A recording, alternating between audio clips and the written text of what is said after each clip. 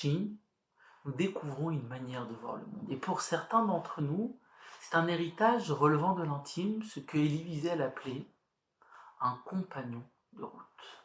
Et voici ce que Rachid nous raconte. Il arrive parfois qu'une existence, qu'une aventure ou même qu'une vocation commence par une inquiétude. Cette inquiétude est celle de Jacob. C'est cette inquiétude-là que Rachid met en scène dans un de ses tout premiers commentaires sur les premiers mots du chapitre 37 de la Genèse. Yeshev Yaakov be'eretz migorei aviv be'eretz Kenaan. Jacob demeura dans le pays des pérégrinations de son père, en terre de Canaan. Rachid raconte la parabole d'un forgeron qui, un matin, lève la tête de son foyer et voit entrer dans la ville une caravane interminable, des chameaux chargés de ballots de lin. Le forgeron sent monter en lui une inquiétude profonde, presque disproportionnée, et questionne: mais où tout cela va-t-il entrer? Ce moment d'inquiétude, cet instant où l'on se découvre soudain petit devant la démesure, Rachid en fait une parabole pour dire quelque chose de beaucoup plus vaste.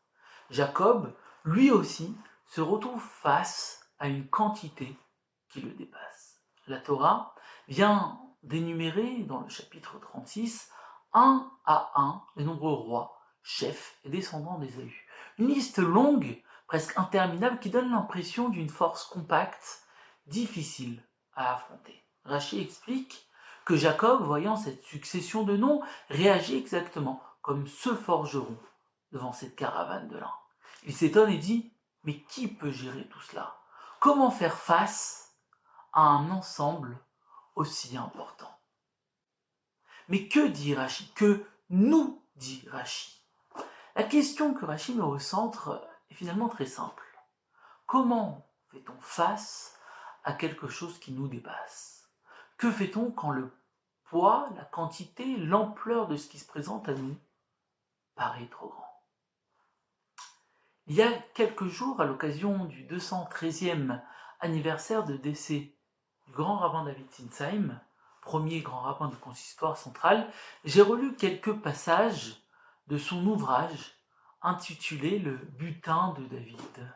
Il y souligne que cette parabole n'est pas rapportée uniquement par Rachi. Le Midrash, au nom de Rabbi Lévi, en transmet une version légèrement différente, qui éclaire davantage la scène. Dans cette version midrashique, le forgeron est toujours là, au centre de la place, mais Rabbi Lévi ajoute un élément essentiel.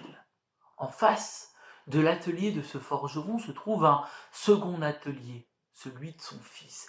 Et ce fils n'exerce pas exactement le même métier, il n'est pas forgeron, il est orfèvre. Deux métiers, deux foyers, deux manières de transformer la matière par le feu, mais toujours la même inquiétude. Comment allons-nous faire? Où tout cela va-t-il entrer? Mais le grand rabbin David Sinsheim souligne que ce père, ce forgeron, n'a pas peur pour lui-même. Ce qu'il voit arriver, il le mesure déjà à l'échelle de son fils. Comment cela va-t-il l'affecter? Comment cela va-t-il entrer dans sa vie à lui? Exactement comme avec Jacob, ce n'est pas son présent qu'il redoute, c'est la préoccupation d'un père qui se demande: comment mon fils, Joseph, affrontera-t-il tout cela? Et sans paraphraser un philosophe célèbre, lorsqu'on se perd dans le comment, il faut revenir au pourquoi. Parce qu'à chaque fois que l'on sait ce qui nous fait avancer, chaque fois qu'un objectif tient debout, le chemin finit par s'organiser autour de lui. Dès que le pourquoi apparaît clairement, pour soi, pour son fils, mais surtout pour l'avenir, alors le comment cesse d'écraser. Il devient gérable, il s'aligne. On peut être, certes, impressionné par ce qui arrive, on peut se demander comment va-t-on faire, comment tout cela va-t-il tenir, mais dès que le pourquoi est clair, dès qu'on sait ce qui nous porte, ce que l'on veut construire, et pour qui on le fait, alors le reste devient gérable. Et si je me permets de revenir une toute dernière fois à ce forgeron de Rachid, en ce 9 décembre, alors je dirais tout simplement ceci. Célébrons ce jour qui rappelle que chacun peut apporter ce qu'il est à une œuvre commune.